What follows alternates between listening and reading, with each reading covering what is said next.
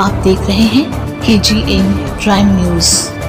आज दिनांक 10 एप्रिल 2024 रोजी कनंगला येथील प्रतिष्ठित नागरिक व पेट लाईन कनंगला येथील प्रसिद्ध व्यापारी श्री रमेश फुलचंद शहा यांचे वयाच्या 80व्या वर्षी अल्पशा आजाराने निधन झाले। त्यांच्या पश्चात 2 मुले मिनिल शहा व रुपेश शहा व 1 मुलगी तसेच नातवंडे असा परिवार आहे। त्यांच्या आत्म्यास शांती लाभो आमच्या KGN क्राइम न्यूज चॅनल कडून भावपूर्ण श्रद्धांजली।